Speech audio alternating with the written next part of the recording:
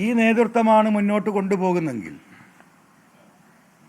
ഒരു കാരണവശാലും UDF ഇവിടെ ജയിക്കാൻ പോകുന്നില്ല.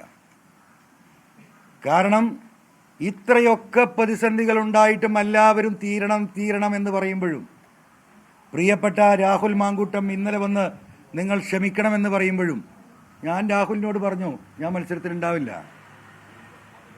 ജനങ്ങൾ തീരുമാനിച്ചോട്ടെ, നിങ്ങളങ്ങനെ ഒറ്റപ്പെടേണ്ടവനല്ല, ഞാനിതിന് തീരുമാനമുണ്ടാക്കാൻ ലീഡർഷിപ്പുമായി ആലോചിക്കട്ടെ എന്ന് ഞങ്ങൾ തമ്മിലുള്ള സൗഹൃദ ബന്ധത്തിൻ്റെ പേരിൽ പറഞ്ഞിട്ട് പോയ ആ വ്യക്തിയെ മൂലക്കലാക്കിയിട്ട് ഇപ്പം പറയാണ് ഇനി വാതിൽ തുറക്കൂല, അടച്ചു എന്ന്. നിങ്ങൾക്കറിയോ, ഈ വാതിൽ അടച്ചിട്ട് ഒരു മാസമായിട്ടുണ്ട്.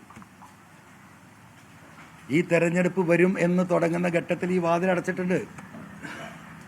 ഈ കാര്യം കൂടി പ്രിയപ്പെട്ട UDFൻ്റെ പ്രവർത്തകരും വോട്ടർമാരും നേതാക്കന്മാരും നിങ്ങൾ കേട്ടോ. ഞാൻ ഇദ്ദേഹം ഇങ്ങനെ തിരിഞ്ഞു നിന്നിട്ട് മുഖം തരാതെ പോകുന്നത് എന്താണ് എന്ന് ഈ സ്ഥാനാർത്ഥി പ്രഖ്യാപനത്തോട് കൂടിയിട്ട് ഞാൻ ആലോചിക്കുകയാണ്. ഞങ്ങൾ തമ്മിൽ അങ്ങനത്തെ ഒരു പ്രശ്നമില്ല, എല്ലാം ഹൃദയം തൊട്ട് തീർന്നാണ്. അപ്പോഴാണ് 2-3 ദിവസമായിട്ടുള്ള എന്താ പറയുക, എന്തോ സംതിങ് ബിഹൈൻഡ് ദിസ് എന്നുള്ള ഫീലിംഗ് നമുക്ക് വരുന്നത്. ആ ഫീലിംഗ്, ആ ചർച്ച എത്തിയിരിക്കുന്നത് കേരളത്തിലെ കോൺഗ്രസ് നേതാക്കന്മാർ, ജനങ്ങൾ, മലയോര കർഷകർ കൃത്യമായി കേട്ടോ. നിങ്ങൾ ആ ലോജിക്ക് ഞാൻ പറയുന്നത് ആലോചിച്ചോ. ഒരൊറ്റ ആളാണ്, സാക്ഷാൽ പിണറായി വിജയൻ. ഒറ്റക്കാരിയുള്ളൂ, അൻവറിനെ അടുപ്പിക്കരുത്,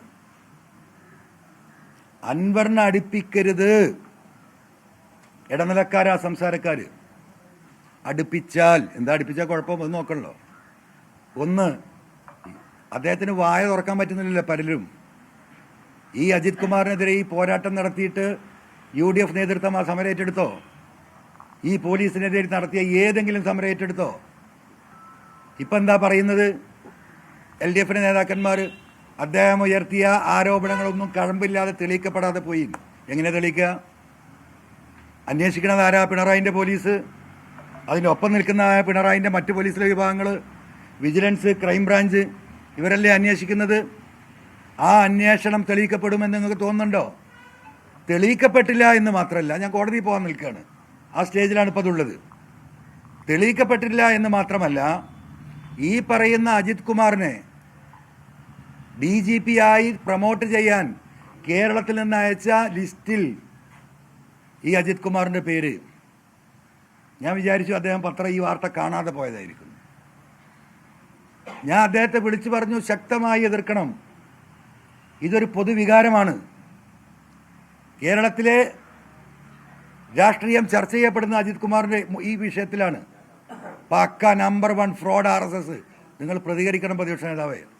ഞാൻ ഏറ്റവും പറഞ്ഞു, എവിടെയെങ്കിലും ഒരു സമരങ്ങൾ കണ്ടോ? മിണ്ടിയില്ലല്ലോ. അവരുണ്ട് നിൻ്റെ പിന്നിൽ. എൻ്റെ പിന്നിൽ ആ IAS IPS ലോബി ഉണ്ട് സതീശൻ്റെ കൂടെ. മിണ്ടിയില്ല.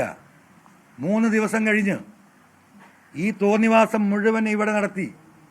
40,000-40,000 കേസുകൾ ഓരോ വർഷവും മലപ്പുറം ജില്ലയിലെ മനുഷ്യരുടെ പേരിൽ കള്ളക്കേസെടുത്ത് BJPയെ സന്തോഷിപ്പിച്ച ഇതേ സുജിത് ദാസ്, ഈ കള്ളക്കടത്തിനും കൊലപാതകത്തിനും ബാക്കി നിന്ന സുജിത് ദാസ്, മരം മുറിച്ച സുജിത് ദാസ്, എല്ലാ അന്വേഷണവും തള്ളി അദ്ദേഹത്തെ തിരുവനന്തപുരത്ത് വീണ്ടും അതിൻ്റെ 3-ാമത്തെ ദിവസം വിളിച്ചിരുത്തി. ഈ VD സതീശൻ പ്രതിപക്ഷ നേതാവ് മിണ്ടിയോ? മിണ്ടൂല. അപ്പം ഇതൊരു നെക്സസിൻ്റെ ഭാഗമാണ്, ഇത് വലിയ ഗൂഢാലോചനയുടെ ഭാഗമാണ്. പ്രിയപ്പെട്ട വോട്ടർമാർ, നിങ്ങൾ മനസ്സിലാക്കുക, ഒരു കാരണവശാലും PV അൻവർ ഈ പറയുന്ന UDFൻ്റെ വാതിലടക്കാൻ കിട്ടിയ ചാൻസിൽ തുറക്കാത്തെയും അടക്കാത്തെയും വാതിൽ പൂട്ടിക്കഴിഞ്ഞു. ഇനി ഞാൻ എന്താ ചെയ്യേണ്ടത്? ഇനി ഞാൻ സ്വയം കൊലക്ക് നിന്ന് കൊടുക്കണോ? ഒരു ഭാഗത്ത് പിണറായി, ഒരു ഭാഗത്ത് RSS, ഇതുവരെ 2 മൂന്നാമത് VD സതീശൻ. ഈ 3 കത്രിക പൂട്ടിൻ്റെ അകത്ത് കഴുത്ത് വെച്ച് കൊടുക്കണോ? പിണറായിസത്തെ അവിടെ വിജയിപ്പിക്കണോ? അതാണ് ഇതിൻ്റെ അടിസ്ഥാനപരമായ ക്വസ്റ്റ്യൻ. അത് നിലമ്പൂരിലെ ജനങ്ങൾ തീരുമാനിക്കും.